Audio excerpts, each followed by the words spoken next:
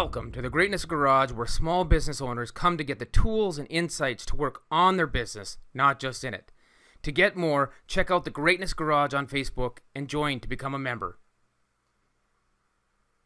Greatness Garagers, we are excited for another episode of the Greatness Garage interviews. I am honored to be sitting here with Jim Keener, a master entrepreneur, the owner of Handy Andy Hawaii, Hawaiian Fresh Farms.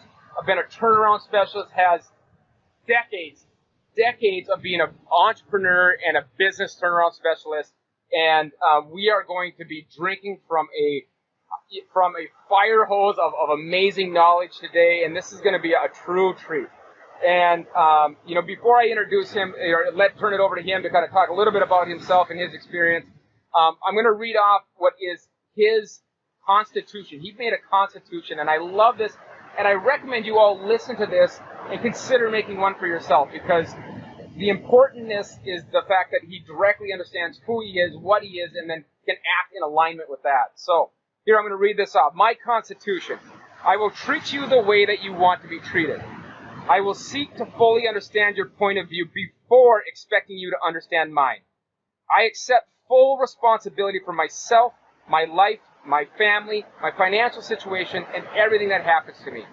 I understand that I am not entitled to be successful. I am not owed anything. I understand that all great things attained are a product of great efforts and sacrifice.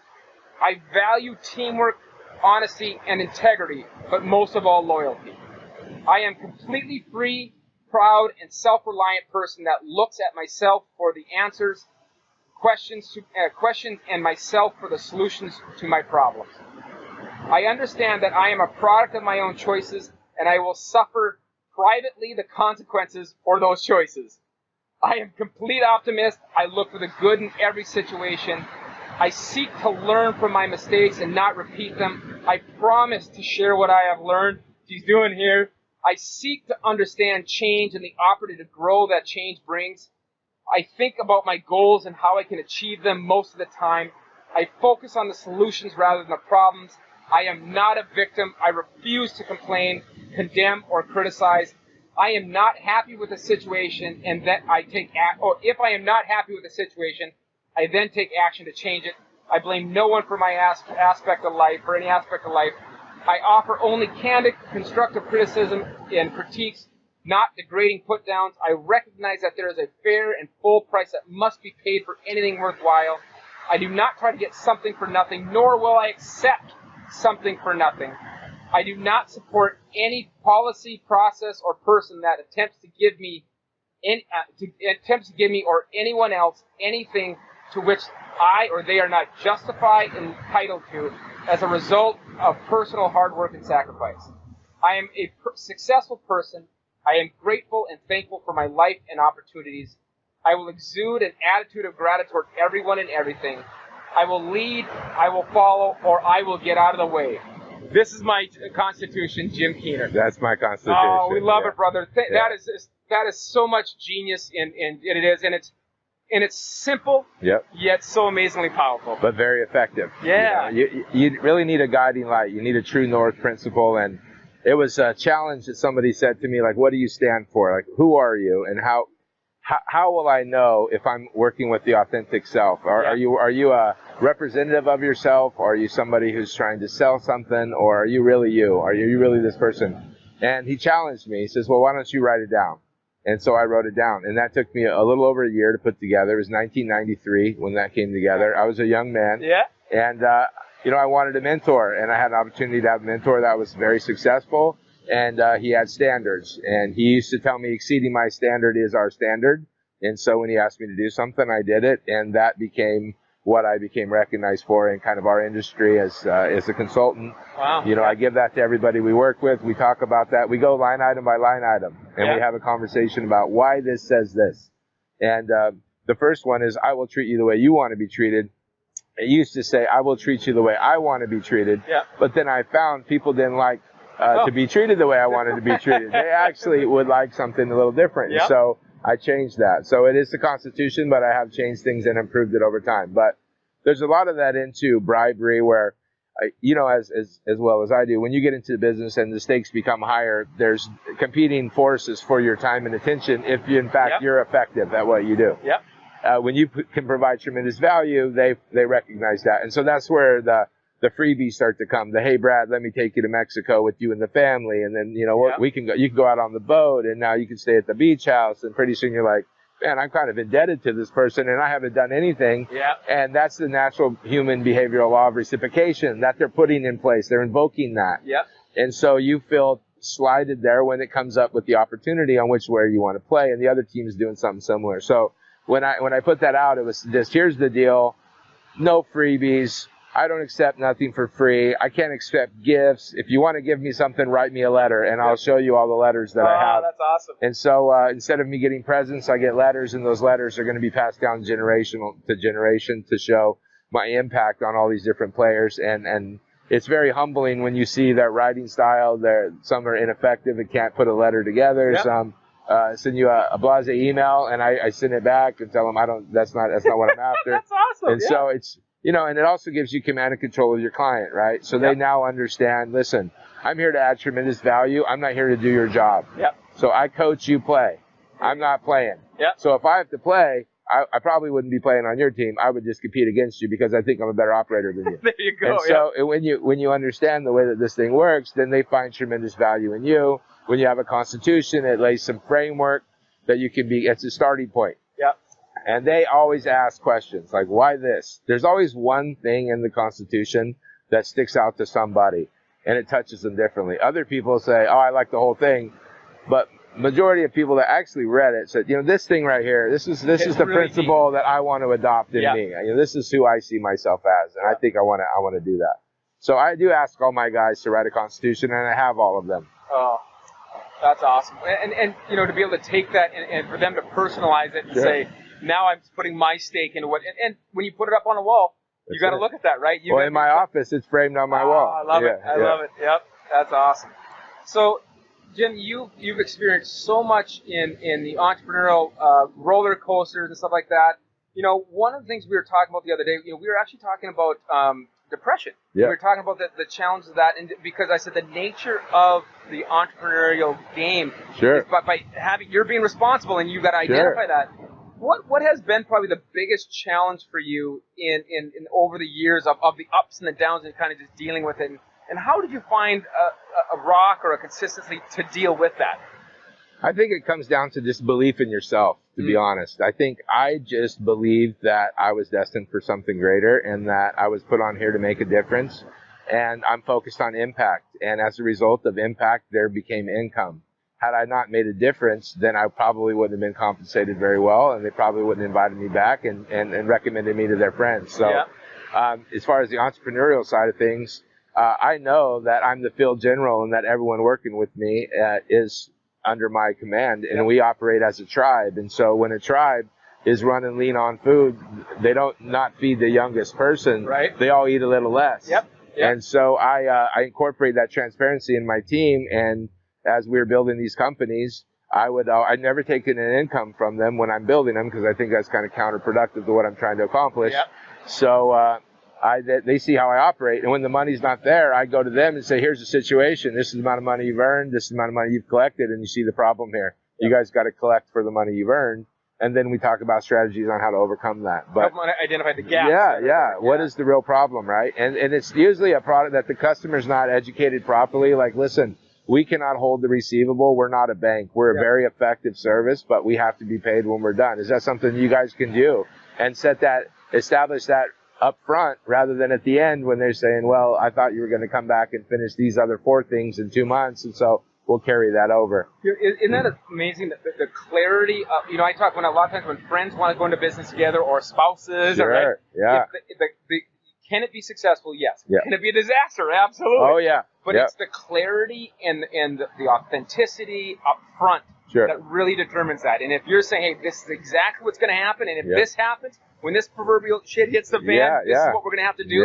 It really helps. So your kind of guiding light has been the creation of impact for others. Absolutely. I think that, provide an opportunity. That's what I think I'm here for. I can, I had when I was trying to build my business, your father built your business, and Yep. then you took it over, and Yep. then you improved it, right? Yep. So in my situation, my father worked for Caterpillar, and he was this company man, right? So he wasn't a very ambitious entrepreneur. My uncle, on the other hand, was tremendously ambitious.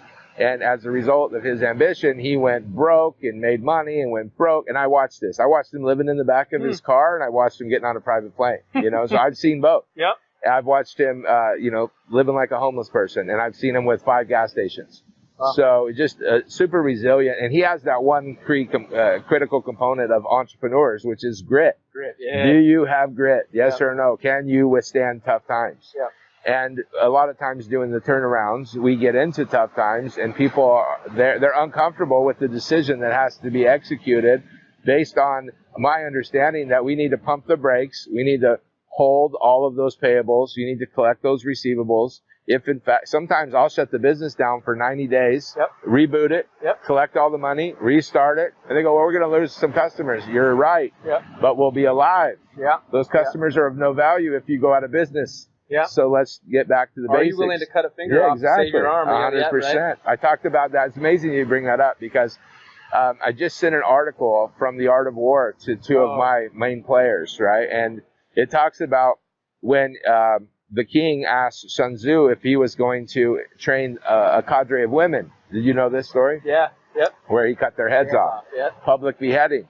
And I sent that to them for the understanding that sometimes you have to sacrifice 2 to save many. Don't be those 2. Right. Be effective. Right. Do your job. And as a result, I think we're moving the pendulum that direction. But you have to speak in their language that they understand, not just speak. Yeah. So let me ask. So when you saw your uncle and you saw that you saw him run the wave and have the, is that what kind of drew you into the entrepreneurial, or did you kind of matriculate into it, or how did that kind of how did your kind of leap into that go? It's crazy. I was listening to you talk about your white glove thing. Mm-hmm. Well, when I was a paper boy, everybody delivered papers, and you've heard this narrative a million times. Our generation, I'm older than you, but paper boy was kind of the thing to do. Well, I figured one thing out that every paper boy hadn't figured out, that nobody wanted to go outside and get their paper. And so it used to be called porching the paper, right, where you get it on the porch. But I did it differently. I would open their screen door and lean it against their door. So when they opened their door, the newspaper would fall inside. And here's why. Because I wasn't the paper boy. I was the person that had the paper route. My friends were the paper boys. But they had to do it my way. And then I give them all the money. But I got all the tips. But you had to do it my way. I made more money on tips than they made on delivering newspapers. And I didn't have to get up in the morning. So that's a beautiful, like, epiphanistic story. Like what got you to that? How did you hit that point? Like, what made you see that, like, that vision that really is entrepreneurial and I had a desire for money, and in my town, the people who had money had the cars, the house, the wife, and everything that I wanted. And I mean, I did things other people would they talk about I used to pick flowers. That's cool. But I used to get in garbage cans and pick out all of the aluminum cans and fight bums to be able to get these garbage, so I could go down and get 99 cents a pound.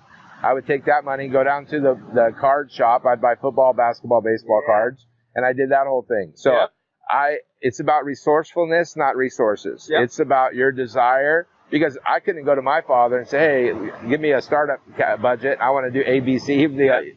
You're crazy. Go get a job. Exactly, right. And so I consistently focused on making money. That's all I focused on. I was a horrible student.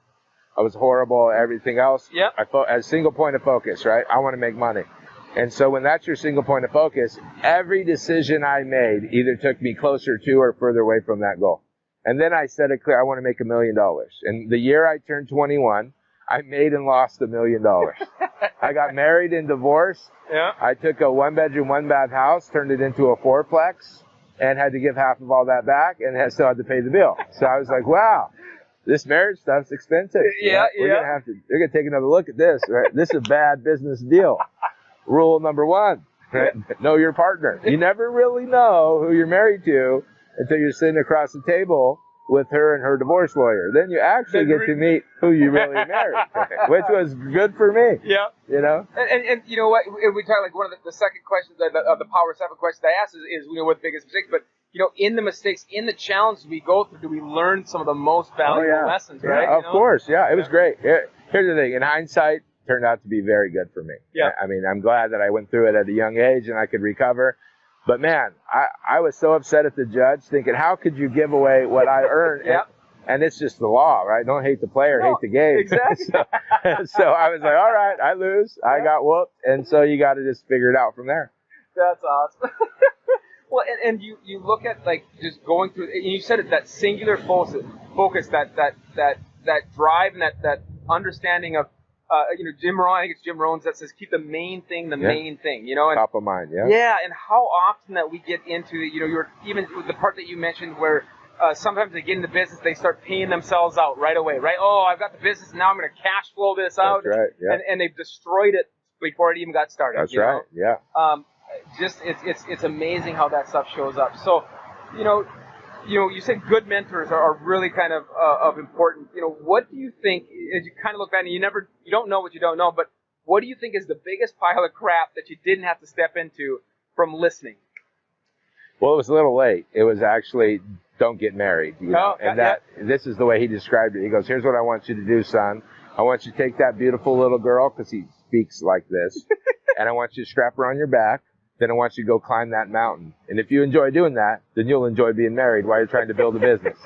That's exactly what he said. Isn't it, we talk even about values. And in values, family and business and people, so family first, it's not always that. No. There's a time for everything. In the balance of life, sometimes life seems out of balance, but as you kind of work back, it might take a year or years to see the balance that you're looking for, right? Yeah, well, I actually say that it's impossible to get the balance. I call it a blended approach. Yep. That is blended. Yep. Sometimes I'm way more focused on business than family, and sometimes I'm way more focused on family than business. Yep. So I try to blend it up to make it interesting. And my wife travels with me full time now. Yep. And so I'm never away from home because I bring my home with me. Awesome. And so I'll go on a road trip. We'll be gone 30 days, and we'll go do all of our consulting stuff that I need to do, all the acquisition stuff. And then once I get back, then it's all time for her again. And then we do this again. And now I'm at a point where I'm too busy, but I can take on my pet projects and things are going. Now I can gauge my time a lot better. But when I was young, I was trying to be all things to all people, and I made that mistake. Isn't that a big one? Yeah. Right? Yeah, we try to do that, and we try to serve too many things there, 100%. Well, looking at that too, and as I even work with my clients, we talk about to really create that. It's creating intentional action. Sure. And like you said, it's not that you're just around for a while with your wife. You're intentionally spending time with them and spending. I see when you post on Facebook, you're with family and stuff like that. You're not just you're there. And I could see that, and I think that part creates such an amazing blendedness that goes with that. Yeah. Well, that's what we're doing this for. I'm doing this for my grandkids. Yeah. My children, my wife, they have me in their life. They're fine. It's the people that probably won't have me in their life. They're going to have to look back and say, okay, well, what was he willing to do or sacrifice for me? And so I think I'm the best person suited at this time to run our business, our family business, and as well as all of the other businesses that I'm involved in. But if I can't add extenuating value, I'll bow out. I'm not in any type of a situation to obstruct somebody's success or impact them in a negative way.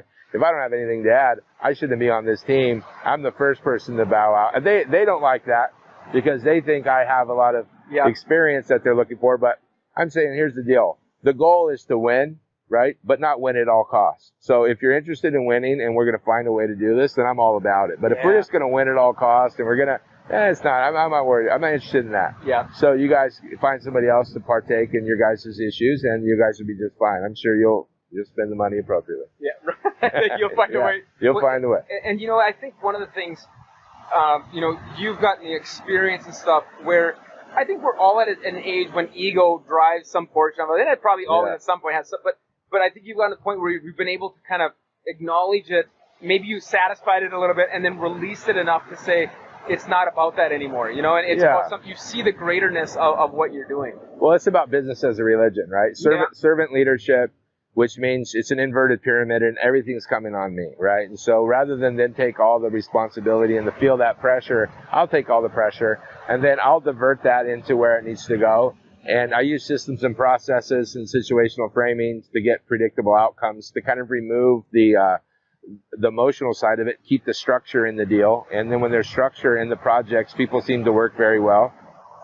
By giving them measurable metrics and key performance indicators and some tools that they can use, by getting away from positional leadership and focusing on managing only by objective, by clearly defining our objective, what our key result looks like, what is our critical path to success, breaking it down, streamlining the process, simplifying things rather than making it more difficult. It really gives our team a better chance to win against other people in the market. And Greatness Garagers, you may want to hit pause right now and rewind that and play it about 10 more times. Now, let me also say this. I almost could have said that for you, not because I know, because he has said it so many times so consistently. Yeah. You know that, you know your inverted pyramid, or the inverted pyramid, I heard the, you know, the processes, the people. Yeah. Your consistency in understanding that really has been a source of a huge amount of your success, hasn't it? Oh, 100%, yeah. I'm able to simplify things other people find difficult. I'm able to take ordinary people and get extraordinary outcomes because we have the systems and processes that connect to them directly. Yeah. And I think that's one thing we all have to understand is that there's the processes, and, you know, you can be a great salesperson, a great inflator, and this all stuff, or have a great, you know, thing. I mean, even look at how iPhone is even starting to kind of fall in the market. It's still a great thing, but everything catches up. If you're not innovating or have a process to do it better, it doesn't work. Well, I think it's you. Are you the person that you profess to be? And in me, I practice business as a religion, 365, 24/7. This is what I do. And other people are like, well, when do you turn that off? Well, I don't turn it off. I read it. I study. I read books. I listen to podcasts. I participate. And I'm getting older, and everybody that I'm participating with, they're 70 plus. You know, these guys, I do these think tanks and participate with these older gentlemen that they're just, they're not in tune with what's coming. They're in tune with what used to be. And it's very difficult. They're not agile in their thinking process. They forget that they don't know all these things that they don't know because you couldn't have known it because it's new. Right. And you're not new. You're old, and I'm old too. So let's understand we have to bring younger blood into the system. So the whole Maker of Kings approach was 30-year-old entrepreneurs. If I don't want to really work with 50, 60-year-old entrepreneurs, I want to work with the younger ones. I dislike startups. So I let them get going and fall on their face and stumble around a little bit. And once they kind of start getting their legs, now you're receptive to what I'm teaching. Before, you know everything, so I can't help you. Exactly. So I can't help you yet until you're humbled up. And then once you get humbled, then I seem to be very effective. But with these startups, we try to bring these guys along, understanding that business is a religion and understanding, you know, the tempo and the way you build a business and how you go out and get these customers. We talk about segregating accounts, getting away from the QuickBooks model of accounting, get into something that's realistic. Don't be judging your success on what's in your account. Judge it based on your budgeting because you've done the work and the homework to know exactly how much you should be spending. What's your client acquisition cost? What's the lifetime value of a customer? How are you going to reactivate these? You know, you go through these processes and they look at you like, where did you come from? Because I do this. You read books about people that do it. You go to seminars and talk to people that do it. But I do it. And I do it often, and I do it everywhere, and I do it here. And you live it. And I live it. You know, and I think that's the thing too, is that if you're living it, it transitions it because you're able to even adapt other micro changes that are happening around you into what you're doing. And so it's not like, okay, when the next book comes out, you know, we'll address that thing that's already going to be 6 months old at least, right? 100%. And it's amazing how it changes the relationship there. So, you know, when looking at, you know, and also too, if you guys check out, it's makersofkings.com. It's a great podcast. There's a ton of great knowledge on there.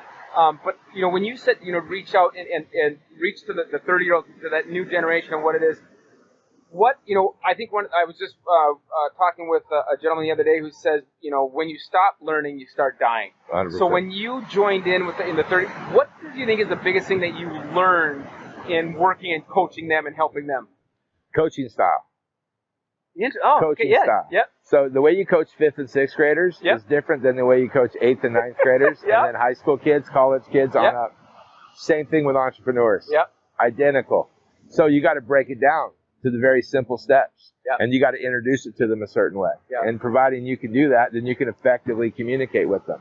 And so the goal is the alignment principle, right? Getting them to align, getting them to want what we want, not do what we want. Yeah. When they want what we want, we no longer have to convince them. Now we're in alignment, right? So there's these 4 principles that we discuss. The personal level is trust. Yep. Trust is predictability of behavior. Can I predict your behavior? Trustworthiness at the interpersonal level, right? Who are you when I'm not looking? That's based on your character and your competence. How well you know what you say you know. Because people tell you a lot of things. They'll say, I could do all these things, and they can't. And then who are you when I'm not looking? That's the character. So they got trust at the personal level, trustworthiness at the interpersonal level. At the managerial level, it's management. It's the empowerment phase. That's the tools, the training, the resources, and support. Now, if you're in that position, then you're providing the tools, the training, the resources, and support. And if you don't know how to play that position, you can't teach that position. Yep. So that's our first mistake. Everyone wants to be the boss. Yeah, right? Yeah. Mistake, right? And then at the organizational level, it's the alignment principle. Are we all in alignment? Are we all truly working towards the same desired outcome? Do we have laser focus on our one objective that really our company stands for? What do we want to do? Do we want to provide an extraordinary service to our customer? Do we want to have an extraordinary relationship with our team? What do we want to do? What do we stand for? And then what are you willing to buy in on? And then I'm going to hold you accountable. So we talk about what are the expectations, right? Yep. What are the expectations? And then if you don't meet that expectation, what are the consequences? And we do that before there's a problem. Right? The communication up front, Communication up front. So they go crystal clear, right? You know exactly what I expect, crystal clear. You know exactly what the consequences are if you don't meet that, crystal clear. Have I provided you the tools, the training, the resources, and support to be effective? Yes. Are we managing my objective? Are you carrying out my plan? Or did I tell you this is the desired outcome and you gave me your plan, not just one plan, but you gave me a couple variables and we all selected this is the plan we're going with. Did we agree on that? Fantastic. Now we can move forward. Yeah. Until we do that, it's premature to launch a mission because they're not absolutely effective because they don't have the tools, the training, the resources, and support. They don't have ground truth intelligence that's been vetted that they can act on. And now you're trying to hold them accountable on a dream or a hope or a prayer rather than something that's actionable that we can actually, if we execute effectively, we'll get this predictable outcome. And that is the difference between the winners and losers in most businesses. I'm just going to sit there and let that sit there, guys. Because there's such importance there. It's the habits of doing the little things right that are with the understanding of the ultimate objective, and then yes, sir. Sweet music. You hear that sweet music, you know, and that's what it's so fun about it, right? Yeah. You know, and you know, one of the things that I see, you know, you've always, every time I've been able to chance to meet you and when we've got a chance to talk, you're always in good spirits. You're always a fun guy, right? Yeah. So how have you brought, and that's one thing too I think is important as leaders, is that if you don't make it fun for others around you, they're not going to stick around. Sure. So how have you done that to continue to make it fun and make it interesting? I'm sure I can guess how you make it interesting, right? But how do you make it fun? Yeah. How do you make it well, I think we view it as a competition. We don't view it as war. I think people view things as war, and then it becomes win at all cost, and so on and so forth. It is similar to war with less blood. However, it's not a win at all cost game. It's really it's targeted. It's who's better at executing a better plan, and that person is going to win. It's not about resources. It's about resourcefulness. So you know as well as I do, you could drop me or you Chicago at a homeless shelter, and I would figure out how to win. And the first thing I would do was get my act together, go out and look for a job, try to find a work today, pay today job, and work through this whole sequence. So we talked about that, like, if you started at zero today, how would you make it? I said, I would love that challenge because I think if we raced to $1 million, I could wax all the kids that are in my cadre. I really believe I could do that. And so it's just, do you have that confidence that comes from those skills? And for me, it's a competition, right? So I have to be in good spirits in order to compete. And we're getting out there and we're competing in the marketplace. We're competing for customers. We're competing for contracts.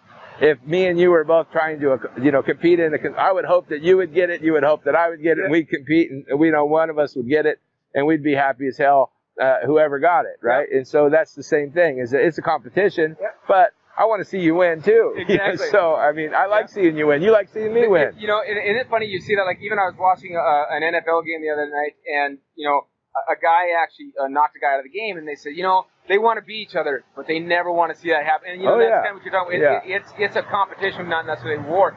And one of the things that I think you really identify this, and I think this is kind of worth digging a little bit of this. when you said if I got nothing, drop to Chicago, first I go to a Bears game though. Yeah. But if you drop to Chicago, what's the first thing I do? I think the thing that you identified so well here is that you didn't say, I would wonder how I got here, right? You said you went right away from being the victim. Yeah. And I think, that is something that is so key with success, whether it's entrepreneurship or it's just life in general, is not being the victim and saying, okay, now that I've had no time for that, the next step always is easier to say, okay, what would I do? Sure. So how how did you kind of get that mindset of just being optimally forward and say, hey, boom, I have no time to be the victim? Well, that's good. We actually talk about this. I go through this process when kids start to get down on themselves. They start to feel sorry for themselves, and they start to say, well, I don't think I'm cut out for this. I think it's too difficult. I think that, I don't have the money. I can't raise the money. Whatever. They're going to give you an excuse. So here's what I said. Do you know how special you are? They have no idea how special I am. I ain't worth a shit. It's like, you're actually super special. Let's talk about this. Do you know the chances of you being born a man in the United States of America? Yeah. You could have been born in Haiti, Somalia. You could have been born a female in Haiti, Somalia. You could be born a female in America. Yeah. But you're born a white man in America. This is who I'm speaking to. Yeah. And he says, well, what does that have to do with anything? Let me talk about this again. You understand how privileged you are. Yeah. You understand that not only that, you know how many sperm had to compete to get into that egg? Yeah, right. You're 1 in a billion to start, and you're willing to give that opportunity up and feel sorry for yourself because something didn't go your way? Yeah. Well, I got news for you, buddy. It's not always going to go your way.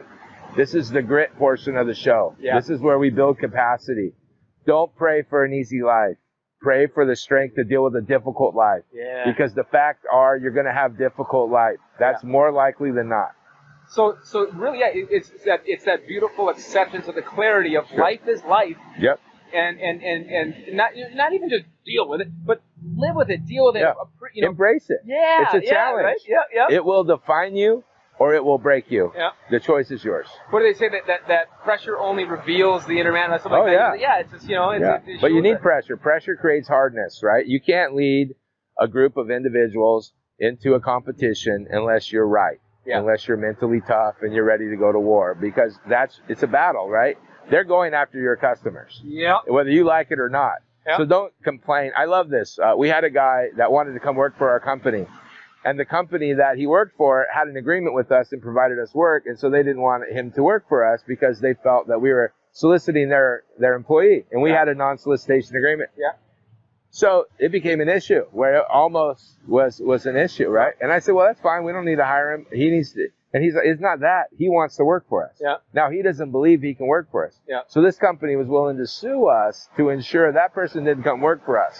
So I said, you could have him. How good of an employee do you think you have where the guy tries to leave your company and you tell him, I'm going to sue the company that you want to go work for because they're the industry leader in this space? Yep. Isn't that just absurd? Well, and it, it's just that it's their own fears and insecurities that last hold. There was one time I remember a story that says, why should I put all this money investing into making better employees? Well, how about you don't invest and keep them? Like what do you think that's going to do? Exactly. Well, your employees, that's the greatest investment you have is human capital. It's not financial capital. Money can't solve that problem. People solve problems. Well, people run processes. Let's dig into because you know what, this the real problems, right? Yeah, but God, they're tough. They don't listen. It's just all the stress that goes with employees. Yeah. Right. What do we say to that? We have to clarify the objective. Why are they there? Okay. Have they bought in on your mission? Do they know what the expectation is? Are they capable? Have you provided them the tools, the training, the resources, and support? You go through the whole process looking inward. Look at you first. Right? Yeah. Right? When you do everything right, and you said, yes, they've been clear. Everything's been completely documented. They know exactly what the expectation is. Do they agree? Yes or no? If they say no, the wrong team. Yep. They can't play on this team. Yep. Right? It's that simple. That's when your hire slow, fire fast. That's right. 100%. Well, and isn't it funny that it's tough, and I think that's part of it. You've gone through enough experience, and as the ego starts to go away, you're able to say, if they never didn't understand what they're doing, I got to first start here and say, did I explain it well? Oh, 100%. I talk, the hire slow. Here's my thing, and my guys will tell you, I have to meet your spouse before we work together. Yep. So we go through this interview process, and I say, let's go to dinner. I'm bringing the wife. You bring the wife. You have to meet my wife before we work together? Yeah. Yeah. Yeah. If you're going to be a critical component in one of my companies, then we're going to have this kind of a relationship. We got to all get along. And so I have to have you guys all come out and let's spend some time together. Typically we do it out here. That's a good place. And we have dinner and we get to know each other. And if it's not a good fit, it's not a good fit. Well, we had a scenario where that happened. And I was doing an acquisition. I was buying a local company here and met with the wife, met with the husband. The story was completely different than what he told me personally. It started not to jive out too well. They removed themselves. I didn't have to say anything. It was still pleasant for me, but they were really uncomfortable because things weren't as prescribed, right? So my guys were like, man, I never would have guessed that would have happened that way. Well, that's why I do it that way. So I want to know who I'm doing business with. Yeah, isn't it funny? Sometimes when companies hire slow, they say, well, I'm going to put them through 100 tests. Yeah. Right? And they don't ever get to know the person they're hiring. You know, and I always say this. I can train certain talents or certain skill sets and stuff like that are, train them into things. Yeah. But if their values aren't in alignment with what we are, it's not going to work. It's just going to break somewhere. And it probably, unfortunately, they or us or both are going to muscle through it or stick through it till a certain point. Until it's gotten so bad, so cancerous, that it may take us all both under, right? Sure, of course. Oh, what a challenge, and it all kind of starts with the inner us, and we talked earlier about, doing our own work, right? Yeah. About working on ourselves and stuff like that. What have you found is like one of the areas that you've done, the most work for yourself or you've had to kind of do the most digging and self-reflection? What are some things you've learned in that? Well, I always seek to improve my systems. I take a lot from the students, right? So everybody I'm working with, they have new challenges. They present them differently. Working with the millennials, the younger generation, they have a longer life expectancy in business than we have. And so you have to explain to them that life is long. They've been convinced life is short. And I say, life's long, pace yourself. And understand where you're going. Don't just tell me. That's why the business plan thing turns me off. I'm very into prototyping and testing and ground truth and making decisions. I'm less Shark Tank, less business. We get asked all the time to do that kind of stuff. The problem with that is it's impossible for me to tell you if your business is going to succeed or fail in 15 minutes without knowing more about the business, right? And so that's why I don't like the whole startup thing and, all of that whole process. But getting back to what I think is most important is for us is to understand that our job to leave a legacy with the younger guys is to impart our knowledge just like that knowledge was imparted on us. And the way to do that is through mentoring these kids. So from creating and putting yourself in a position of servant. 100%. Yeah. And that's inverting that pyramid again, right? Yeah. So what do you think with young people or even just people younger in business, let's say, what do you think is the biggest personal attribute in their way? You know what I mean? Is it ego? Is it weak constitution? Is it the fact that they victim? What do you think tends to get the most in the way that you've seen from a young business person being a successful one? I think their expectation is that it's far easier than it really is.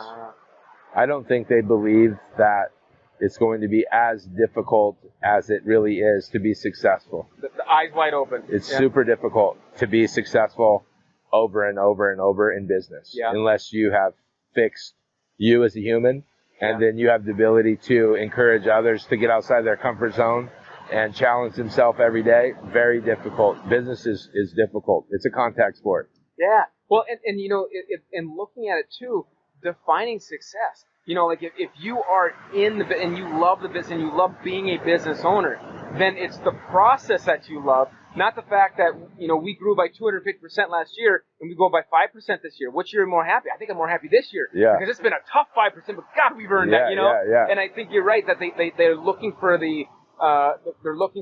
be the big business owner and they don't come in eyes wide open. And so let's forward. Let me give you a scenario. So let's say the person has gotten in, right? They got in. Now they're a year in, and they went, right? Yeah. My eyes are getting saucers, right? Sure. What do you think is the best thing they can do to ground themselves and refocus themselves or what is the best thing you think that they can do? What's the best tip for them? Well, I mean, if it's a business related question, or is it a personal related question? The person Yes. or the business? Let's ask both. Let's ask both of them, because I think there's a lot of times, when I work with my young people ask me, are you a business coach or a life coach? And I go, yes. You can't separate the two in entrepreneurship. So let's answer both. Yeah. So I'd say from a personal perspective, when you get that, you're probably not focused on metrics. You're focused on emotion. And so if you can remove the problem from the person, then you have the ability to address the issue, not as a problem, but as an issue, and stay away from the person. Once you address the issue and you course correct and you put your fix on that, then you go to the person and say, what behavior contributed to this problem? And then we focus on that behavior and we say, well, why did you make this decision? And what qualifying data did you use to make that decision? And then they'll tell you, I thought this, my gut says that, my cousin Shelly said this, or my aunt Susan. When I was 8 years old. Yep. And so they have some bias that helps them make those decisions that they don't want to confront. And so you confront the bias with the individual and how they make the decision. And then you address the actual problem and say, well, how did we get here? Let's reverse engineer this. Let's look up some different options, some different alternatives, and some other solutions that you may or may not have considered. And let's refocus on what I would do, not as me slapping your hand, but me asking you the questions to get you in alignment with me and understanding what to do properly the next time. And let's just think about it, right? And great. Remember, when we say the person, we're talking about you, right? So be okay. Like, this is us talking about us, and us talking about you. And I think when you look at it, one of the simplest ways you can separate the person and the issue is write it down. 100%. Get it out of your mind and out of your body, because here you just think about it and you don't sleep about it and all that other stuff, right? Yeah. But get it written down on a list, and then you can really kind of start to work on it. And then the personal side is that time in thinking and reflecting and being self-critical, and sometimes getting a counselor, getting a mentor, getting somebody to help walk you through that process of self-reflection and critical analysis sometimes, right? 100%. Yeah, 100%. That's always the best thing. The self-reflection is a good piece, but we do each one teach one in our model. And so we have, while they're being instructed and taught by me, they're having to teach as well. So they teach the equivalent to that I'm teaching them. So they have areas of responsibility. So the way that we break everything down is we break down the roles as if we use a football team, for example, right? Where a defensive back, they have a role. Now, it's not Brad's the defensive back, and if Brad's playing defensive back, Brad's a little tall, so Brad's, none of that. It's just, this is the role of the defensive back, this is the role. So we identify roles. We identify key areas of responsibility that are clearly defined. We then take what clearly defined area of responsibility, which tasks fall under that AOR, and we go down those tasks. And then I say, what is the workflow rate for that task? How long should it take you to accomplish that task? What is the desired outcome of that task? And we go through this process, and then we put all that into a block schedule, and then they don't follow the block schedule because they say, man, this is too difficult, when it's absolutely simple. And so we go through the processing to help them understand that the system's the solution, and you're the operator of the system. So you operate this system with this key performance indicators. These are the outcomes if we hit these targets. That is the way that millennials actually understand how to run a business. A 50, 60-year-old man does not understand that. Makes no sense. They're not interested in it. But a 30-year-old man, they need that. And when I say man, I mean man or woman. So just for that. If they are following this process, they will get a predictable outcome, and the predictable outcome will be successful. End of story. Well, and you look at the process of going through that and just the learning, and I think it's so funny, the system, the way identifying the role and being a little bit able to detach and understand what that learning process is, so, that's amazing. So, as you've gone through, experiencing working with people and stuff like that, interpersonal conflict, dealing with employees, conflicting with each other, stuff like that, have you found has been, one of the, tools that you've used to resolve that conflict? We have a couple of tools. One is we use productive conflict, where we actually bring them in and we have them, we bring it to a head, essentially. You say your piece, and then I sit in and I ask questions and I figure out why we're actually having the problem and where it comes from and what's the root cause of the problem. And typically, if it's between two people, it's primarily ego or positional leadership. So if you can corral those two things, then now you got a chance. Yeah. But it's how people see themselves. If you see yourself as that important and that I'm the man, then you have this certain perception of yourself. Yep. And for me, I think that servant leadership is the proper perspective. So I come in and I'm the one making them coffee. How you doing? I'm that guy. Rather than just beating them up. I already have the position. Everyone already knows who I am and what I do. I don't have to earn my job every day. Yeah. I'm here. Yeah. And so they recognize that, and I get treated a certain way, and so I pass that on. And I try to lead by example.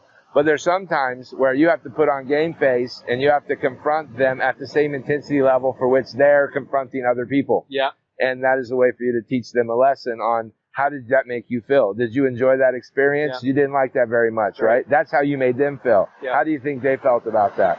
Now, how do you think this is going to continue? Yeah. So this is what happens. Now we have this engagement. You're uncomfortable, right? So what happens? Artificial harmony. Now we're playing nice because we don't. Now we have hidden agendas, right? Now you're plotting against me, right? Now we're no attention to the actual result, only attention on how hard you're working. You're going to tell me every single thing you're doing. You're going to make sure it's just, I'm going to show you I'm doing all these things. None of this is accomplishing the desired outcome. Right. So you have to have that productive conflict. You have to get, what is the real problem? Get it on the table. Develop some workarounds. Figure out some solutions. Get some buy-in. Make sure that they understand that the cause that we're here for is greater than your personal rivalry, and that we're a team sport, and in order for us to win, we all have to win or we all lose. Yeah. Well, and I think two things to really take from that is, one, head on, address the issue, but two, also something that you have is a plan to deal with the fallout. Like, don't just poke the bear. No, and never. Play your best. Yeah. Right? Have a plan to manage the overflow of energy, the overflow maybe of negative energy, maybe of just excitable energy, and being able to process it out so everybody can come to the end and see this is what it was. Yeah. Well, the basis of that engagement was fear. Yeah. So it's fear. It's either love-driven or fear-driven. When it's fear-driven, that's where anger, that's where all of these other emotions come. Fear, fear, fear, fear, fear. And people are typically afraid of being exposed for not being perfect because they have this expectation, for whatever reason, that they have to be 100%. They have to be perfect. I'm going to do this 7 days a week, every day. No, you're not. Yeah. No, you're setting yourself up for failure right now in front of me. Telling me you're going to do that is not going to work, right? I just had this conversation this morning. That's actually funny. But I said, listen, here's the deal. You cannot hold people to a standard of excellence. Do you understand that? You can shoot for a standard of excellence, but you have to settle for 80% of that excellence, okay? If 80% is not acceptable, your standards are too high and you will fail. There has to be a margin of error there that you're not ruling in. As a result, your expectations are too high and people will let you down consistently, and you'll have this consistent culture of everyone walking around hanging their head because they're not meeting the boss's standard, which is completely unreasonable, and you can't live up to it as well. I'm going to give that a little space. I want you, if you want, pause and go back to that one again. Listen to what that's saying. When we set expectations, right, we have all this energy that sets the expectations of what we want. Yep. And we come out of the gates, both guns blazing, right? Yep. And it's so detrimental for so many things, right? When I hear people, when we were starting the business, in the first budget we do, right? Yep. I'm gonna grow by 20%. You've grown by 5% the last 7 years. Yeah. And now you're gonna grow 20%? Yeah. Well, now that, and I think you're right. And it's just so disheartening to the feeling of failure that is unneeded. Sure. Like, there's failure that's going to happen. It's valuable, but that's an unneeded failure because your ego took over to project something that wasn't realistic. And 100%. And I think I want to go back and break down to what you said there a second too. Excellence is amazing. Excellence is not the everyday standard, and so we strive for excellence. Yeah. But if 80% isn't acceptable, you've set that at the wrong level. We have to make sure that we have KPIs and stuff like that are acceptable and that are goals. Achievable. And exactly. That SMART goal that we want to set up, right? They have to be achievable. If they don't believe they can achieve it, they won't achieve it. Yeah. And so you have to build that capacity by stretching them, by here's your target. Do you agree you can hit the target? Are you resourced correctly? Do you have the tools? Do you have the training? Yeah. Do you have the resources? Do you have the support? Do you say yes? Okay, now we got a deal. Yeah. Now, let's push that to 20%. Let's stretch that. Yeah. Sometimes we ask them that. Can you do this? Yes, yeah, I can do that. So they're almost overly committed without being fully educated or informed. Oh, I talk them out of it. Okay, I say no, right. I say no, you can't. Here's why. You didn't equate for Honolulu traffic. Yeah, there you go. Where it takes 2 hours to go from Honolulu to Honolulu, right? You're in Honolulu, right? You can't get around that fast. Oh, you have to go get materials. Are you going to get them the night before? I didn't think about that. Well, you should think about that. You know, and then, now they're going, wow, I don't think I can do it. No, you can't. So being almost a Socratic method, but being Yeah. critical of holding that bar of what they're setting for excellence. And so, 100%. and now let's hold it for ourselves. Of course. Like, do you really think you're going to grow by 20%? You better prove it to the nth. You know, and Yeah. it's funny when I go through and help clients create visions, right? We start with a 3-month task that they want to do, and then we actually do a 5-year vision, and we work it back step by step all the way to today.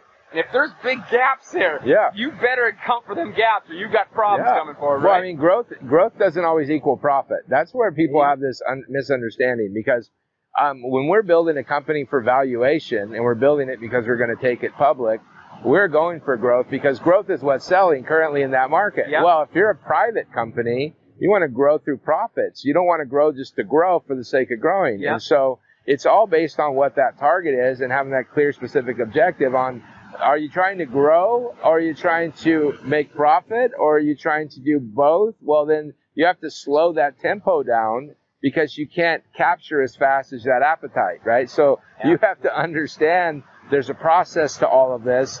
This isn't just let's grow, get on the throttle and get off the throttle. You think you're just going to put money behind your marketing budget and then this is magically going to appear. That doesn't happen. Yep. So I think their misunderstanding, meaning the kids or whoever's operating, not all are kids, but the younger folks, Yep. how they have this instant gratification, you just do this and this, and the show is more important than the final dough. Oh, yeah. This is more chess, less checkers. It's not that easy. Yeah. Well, and you know, you're saying that too, and an example that I ran into with a client even, we did a big investment into some Facebook marketing, and this company was good, right? We actually grew by almost 130% of revenue. Wow, right? That's strong. But that growth cost us every bit that we were paying them in their high fees. Yeah. And so that the bottom gross profit after advertising expense, right? We were at almost the same.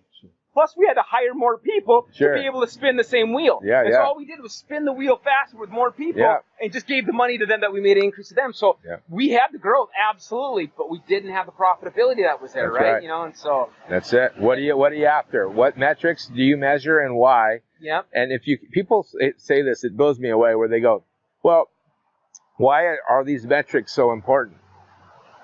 I said, listen, if you can't measure what you're doing, you can't improve it. Yeah. So the first step is having measurable metrics of some form, and we'll determine what is most important as we go through the process.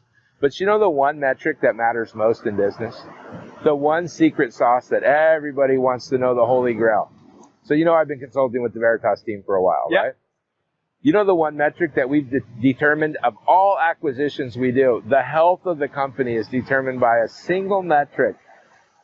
Does the company operate on 63% of gross revenue, yes or no? Wow. That is the only indicator that falls under every chart in every business, that if you show a company that survived over 10 years, they operate at 63% or under. That's the metric. Of gross revenue. Of gross revenue. All right, so go back to your stuff, guys. Look, you get your P&Ls out right now, but look at that stuff. 63% of gross revenue. So your top line sales. That's it. Are you surviving on 63% of that? Yep, that's it. If you cannot do that, there's something broken in the company, and you will die a slow death, starvation over a long period of time. Absolutely, right? Yep. You know, and that's the thing. I think when people say, I'm fine. Yeah, Yeah, you're not. You think you're fine. Exactly. Yeah. You swallowed that pill a while ago, and you're slowly dying, right? That's it. Yeah. So okay, I'm at 82%. Yeah. Right? What do I need to fix? Well, you either have to increase your margin, right? So the first thing you're going to look at is probably supply side. Yeah. Can you buy better? Yeah. You know, can you make a better decision on the acquisition of whatever your raw materials are? What are your cost of goods? Can you work that? Then you're going to look to streamline and automate something so you can remove some labor, right? Find out where that labor is being leaked. I do like a time motion study where I go through and I monetize everybody that works there. Are you offense or are you defense? Yep. your offense. How much offense do I need to afford your defense? Yep. So then I'll adjust that metric and figure out, do I need more sales? Do I need a higher margin? Where do I need to go with it? And one thing that's important to note is when you look at labor and you're looking at assessing your labor, remember that depending on the structure of your organization, you can either save $100,000 or you can find something where you can save a penny 1,000,000 times over. Yep. And so understanding the difference between the repetition and because there could be savings just because you cut off the head of the, you know what, I have this highest performing salesperson and they're getting, a ton of money. Get rid of them. Yeah. It's like, okay. Wrong. You want to hear something that I did recently? So I went through, and the first thing I did, the boys were like, oh, we were trying to go for profitability. We just did the growth thing. We grew 740% over 1 year. That's a big growth. The year before that, we grew 100%, 98 point something. So when you're managing a high growth company, there's a lot of inefficiencies, and you're trying to work those out, right? So the first thing I did, because they all tried to do their thing, and then they present the plan to me, and then I get to break it down on what I would do. So what I did was, okay, where are all your customers? And so you know this rule. 20% of your customers producing 80% of your revenue, right? So I said, let's talk about them. How can we improve them? How can we get more work? If you're running a public company, do an internal raise. How can I get more for what I already have? So we talked about retargeting. So that was rule number one. The second thing we did is we geo-fenced our service area because we were spending too much time traveling outside and the juice wasn't worth the squeeze.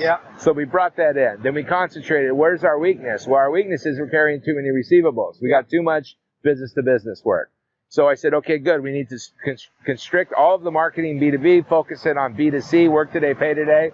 Now when you're scheduling, you tell them we're 3-4 weeks out on business-to-business, but we got work today, pay today slots available. That helps cash flow. There you go. We made 3 or 4 critical adjustments that fixed it like that. Yeah. Well, and it's what people have to understand is that stuff comes from a ton of experience, a ton of going through it. We made that mistake 17 times. The 18th time we got it figured out. And being okay with knowing that he has such experience and such knowledge in it that it's like this, right? But there's a lot of times you're going to sloppy through it. And you're going to sloppy through it enough times that you'll get to here, right? If you stick with it, right? Yeah, of course. Yeah. But you don't want to discourage them from going through the pain. Exactly, right? It's necessary. Yeah, and one thing you said too is you put the constraints on the outline or stuff like that. One of the things Exxon I actually found does, they actually eliminate their bottom 5% of their employees every year. That's right? General Electric. Jack Welch, that was what he did. Yeah.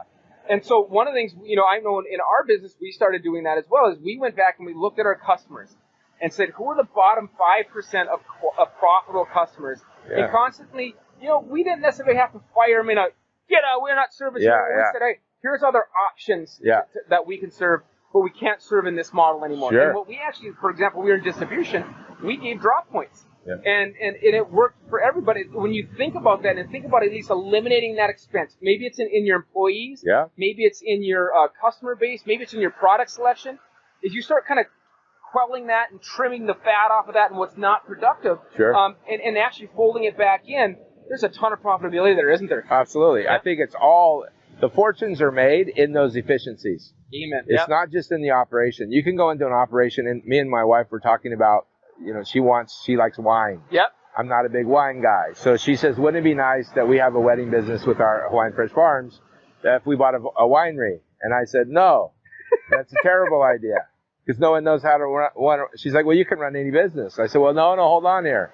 I said, the fact of the matter is I have to look at a winery that's already breaking even, if not making a little profit. And then I want to do a joint venture with one first, figure out the model as a prototype, limit my exposure. Let's figure out if we can run an event business there. If we can, then we can look at something else. But let's crawl, walk, run. Let's just don't buy a winery. And and that's the thing too. I think, right, a lot of businesses, they get in so deep that all of a sudden they jumped in. And also, let's kind of ask that question, right? I jumped in because I was excited. And that water is not here. It's here. What are some of the first steps to start backtracking? What are some of the first things you think to do? Do they start breaking contracts? Because it's a tough one, right? Yeah, you're the ones where you're gonna have to make the tough decisions. I think in that type of situation, the first thing I would do is look for the strategic partner that could save your life. And it might be a customer. So if you can go to a customer, and I had a building products company, and The guy that I partnered with, he had roll forming experience and all the building product experience. I had none of that. Yeah. I had the ability to acquire customers.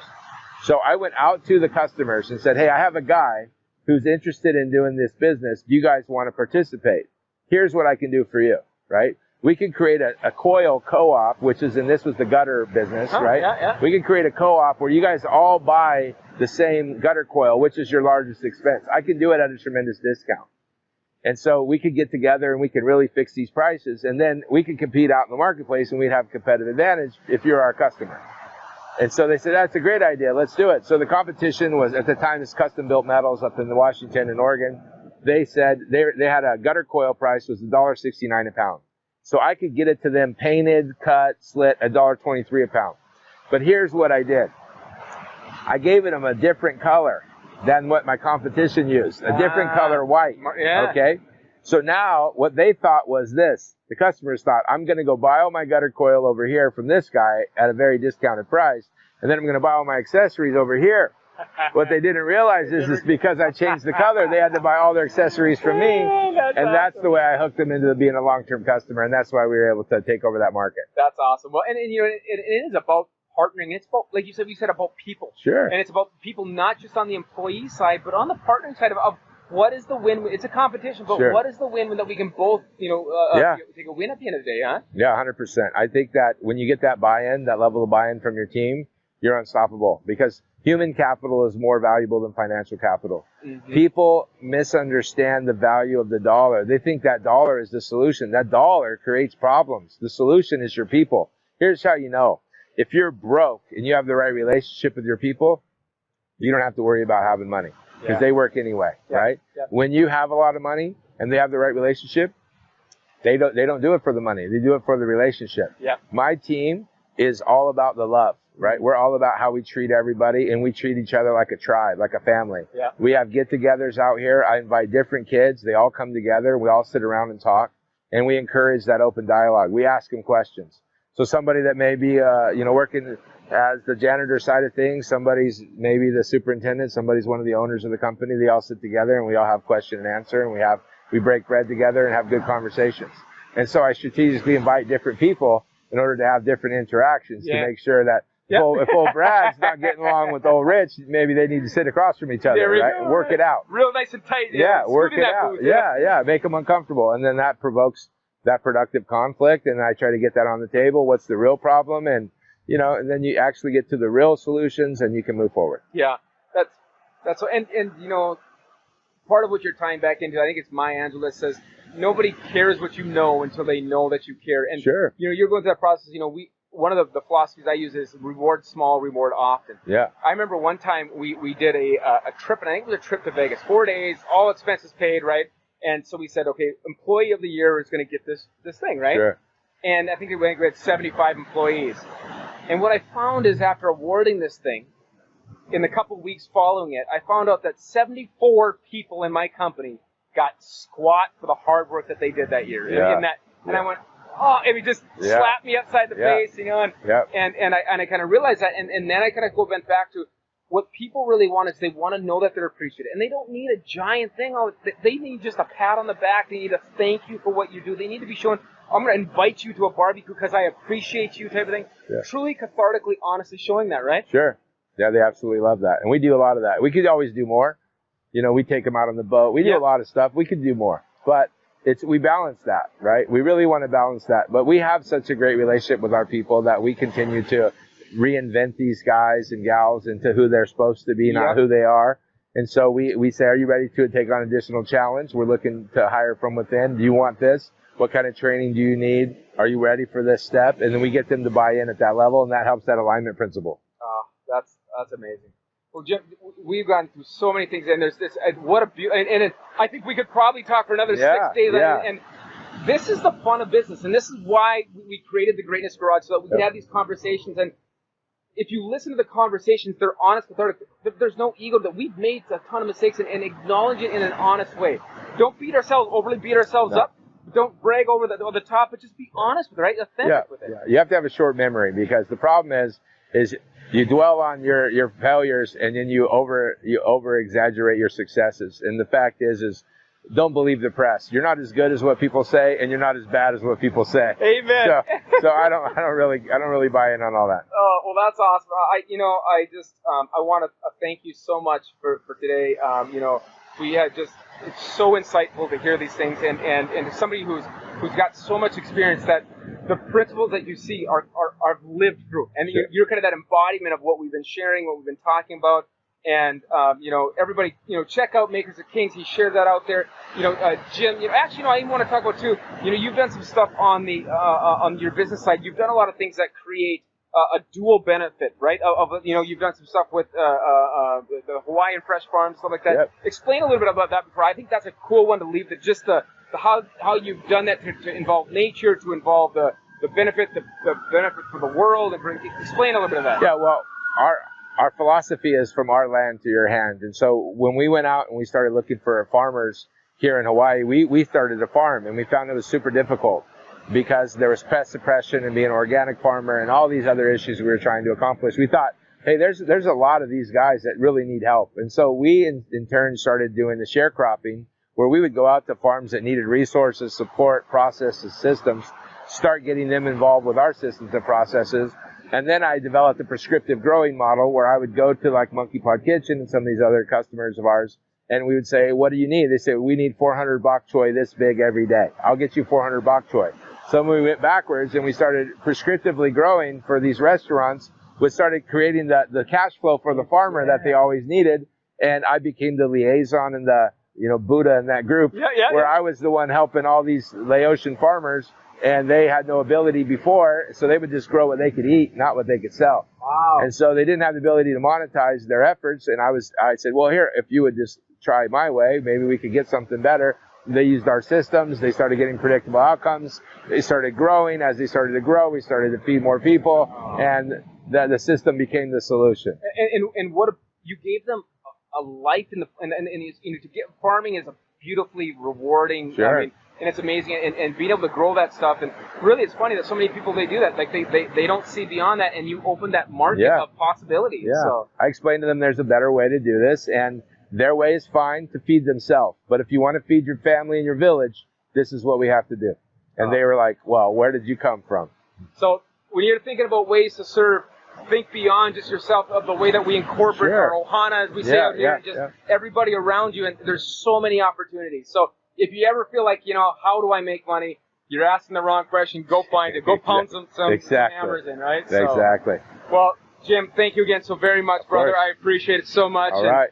Greatness Garagers, enjoy this. If you're not part of the Greatness Garage, jump in. There's more great knowledge like this in there. But mahalo. Thank you for your time, and have a great one. All right.